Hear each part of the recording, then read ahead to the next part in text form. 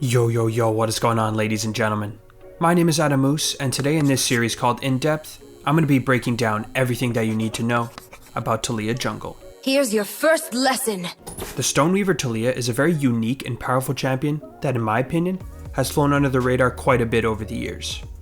She has a very fast playstyle and deals a ton of damage, making her a great champion to learn and to climb on. If you enjoy the content, it really helps me out if you could leave a like and comment on the video to help your boy out with the YouTube algorithm. If you want to talk with me and other members in the community that are looking to improve, be sure to join the Discord link that's in the description. I hope you guys can learn something. Enjoy the video.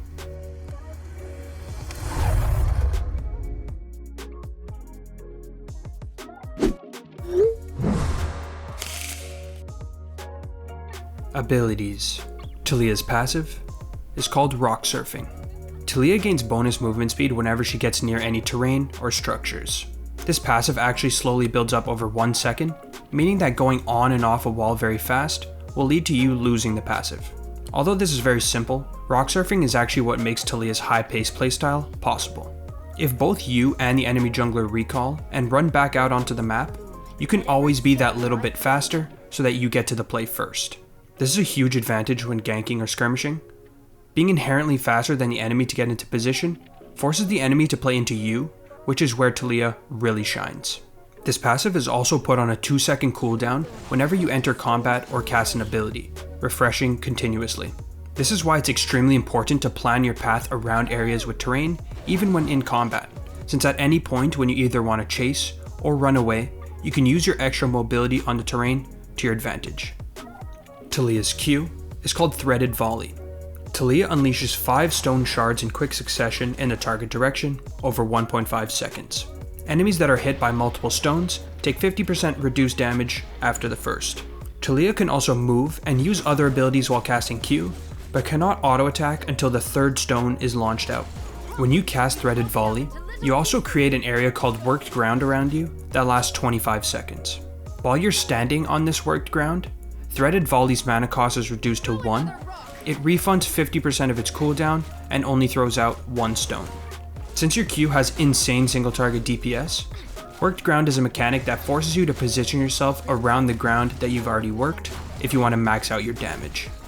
One tip to remember is that you can cast Q and move simultaneously, so if you're planning on taking an extended fight, try to picture where you'll be next and kite towards that area that doesn't have any worked ground. This goes for farming jungle monsters as well. The trick is to start working the ground away from where you want to end up. For example, when clearing a buff, start using your Q on the edge of a camp's patience range and start kiting towards your next destination.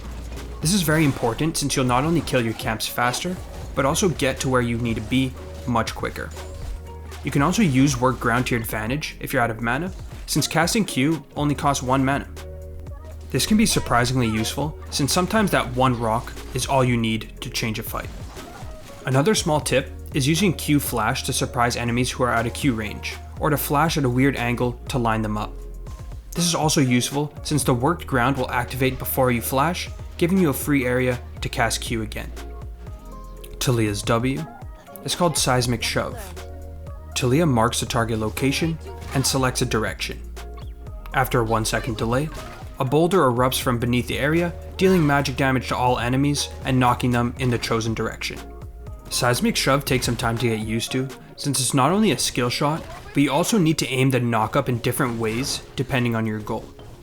This ability is Taliyah's only form of CC, but has multiple different uses depending on the situation. First off, and most common, is using the knockback as peel while kiting champions or jungle camps. This means that you need to time the enemy's movement with the delay from the knockback, granting you some much needed distance, especially against melees. Since this ability is actually pretty difficult to land, it's extremely important to follow up on allied champions' crowd control to guarantee that it lands. This is why Taliyah pairs amazingly with tanky frontline top laners and supports to set up some massive seismic shoves. Lastly is that your W can also push enemies over walls if positioned close enough. This can really catch people off guard, especially in crowded teamfights where enemies don't notice your W's animation. Taliyah's E is called Unraveled Earth. Taliyah scatters 18 boulders over the ground in a cone shape in the target direction, that deals magic damage to all enemies hit. These rocks remain for 4 seconds, slowing all enemies within the area. At the end of their duration, all the remaining boulders explode, dealing damage again to the enemies standing above. Additionally, enemies that dash or are knocked through the boulders will trigger them instantly. One enemy can only trigger 4 boulders at a time, but this deals some serious damage. The catch to this ability is that enemy champions will pretty much always be able to avoid the trigger damage unless that you land your W. This is why I stress the importance of landing Taliyah's EW combo, since losing out on that extra damage on Unraveled Earth really cuts into your burst. Unraveled Earth is also a solid counter to champions who have predictable dashes.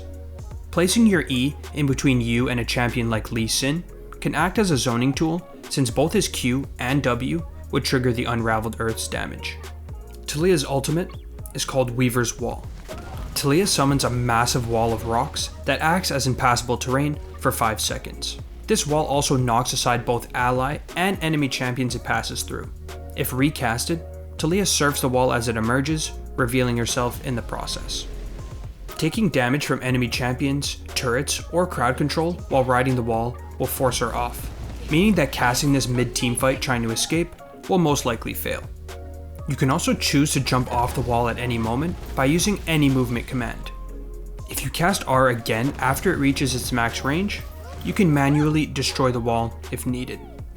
Weaver's Wall can also be used in teamfights to either zone enemies away or to block off exit paths if you're in a winning position. If aimed correctly, you can even use your W to knock enemies into your wall, which actually traps them there until your wall times out. Getting randomly trapped in Taliyah's wall is definitely up there in the most triggering League interactions. Although this ultimate doesn't deal damage, it adds so much map movement and playmaking potential to Taliyah's kit. This massive ranged ult, along with her passive movement speed, really allows smart Taliyah players to take control of the map and to always be at the right place at the right time. For ability maxing, Q first, E second, and W third is a standard skill order for pretty much every game. Runes. Now that we have an understanding of how to work Taliyah's kit, let's talk about her best rune setups for the current season. To be honest, Taliyah's rune choices are very straightforward. Dark Harvest is by far the best keystone to match her kit. It's very easy to stack up and proc from far, since most of your damage comes from your Q anyway. This also gives Taliyah a solid mid to late game, since your burst damage can quickly scale out of control. To close out the domination page, Cheap Shot, Eyeball Collection, and Ravenous Hunter are the standard choices. Cheap Shot is great since it procs on your W, E, and Chilling Smite. Eyeball Collection is all around great for snowballing and solo queue, and Ravenous Hunter provides you with the much needed sustain for clearing camps and fighting.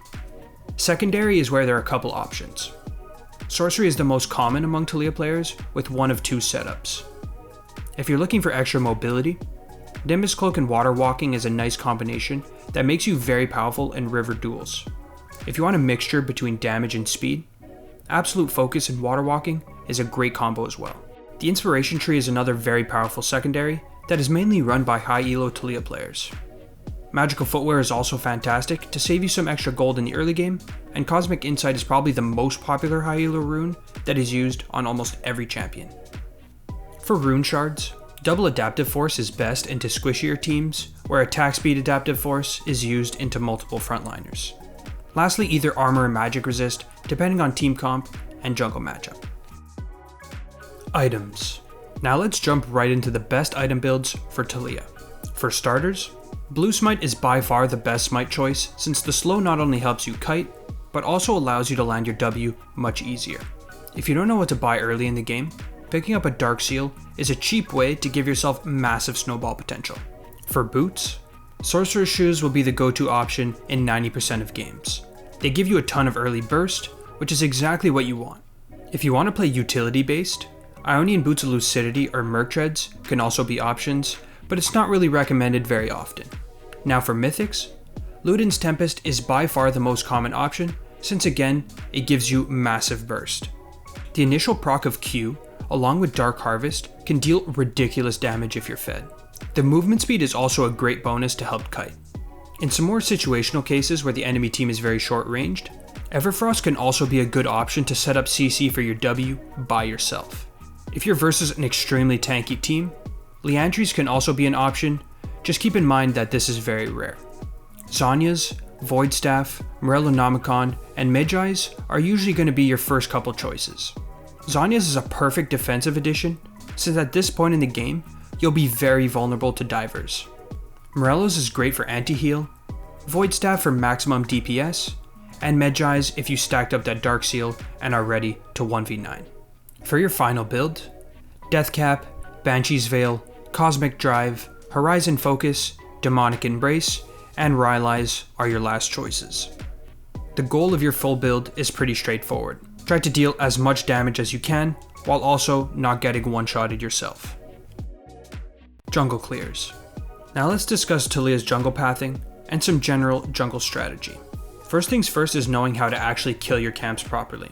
Taliyah's Q is a great tool since you can shoot and move, kiting camps easily. This also includes weaving in auto attacks between movement, so you can DPS down those camps while also avoiding a lot of damage.